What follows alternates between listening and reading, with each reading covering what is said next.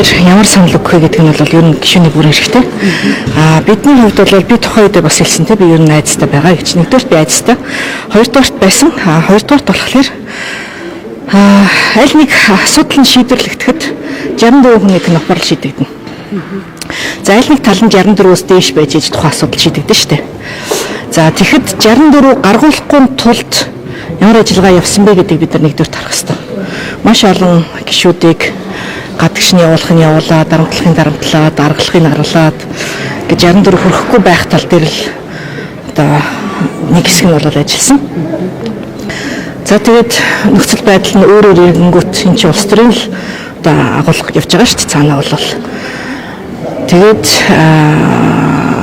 одоо байр суурь нөгөө талдаа иргэнгүүт чуулганы эрчэд орохгүй байх бойкот хийгдэт явсан. Тэгээ яг та бүхэн дараагийн процессуудыг нь бол мэдж байгаа.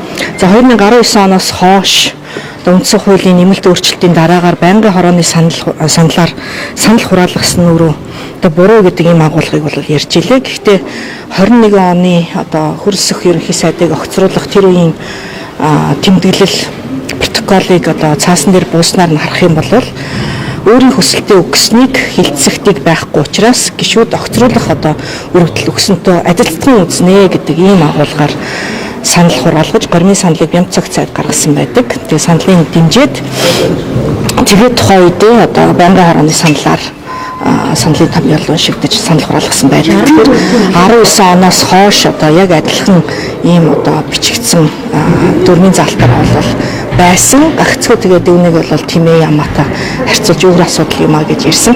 Гэтэ одоо энэ дээр маргаад бол утгагүй шүү дээ. Энэ бол ердөөсөө цаана улс төрийн өөр одоо юм тоглолтууд явж байна гэдэг нь бол хэндэж ойлгомжтой. За энэ бүх асуудал юунаас эхэлсэн бэ гэхээр ердөөсөө л манай намын баг хурлаар намын даргын асуудал яригдж эхэлсэн. Намын даргын сонгуул болсон.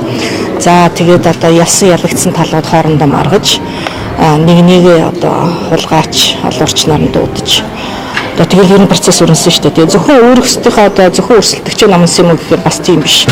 Тухайн баг хурлд одоо өөрөөр санал өгсөн залуучуудыг залуу баг хурлын гишүүдийг бол ажлаас нь халсан хэд хэдэн тохиолдол байгаа. Аймгийн засаг дарга нарыг бол бас хянаж шалгаж эхэлсэн. За одоо харамсалтай бас болох болчлоо л доо. Бас хүнд одоо юу вэ илэрхийлэхэд хэцүү байна. Маш их дарамтууд ер нь бол явсан. Тэгээд одоо удирдах зөвлөлийн өргөдсөн хуралдаан хийгдэнэ.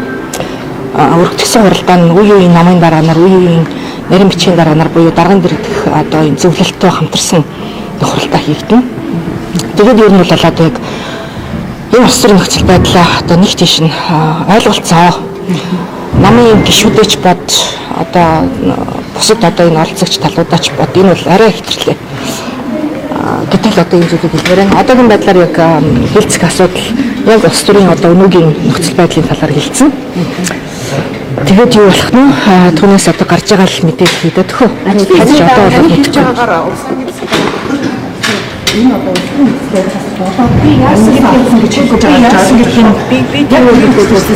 би яасан гэдгийг хэлээгүй.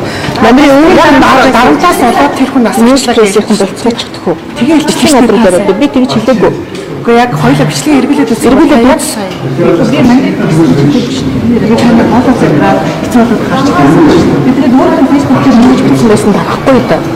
Танах бол бас арай л дэндүү дайрч дарамтлж штеп. Саяны асуулт болоод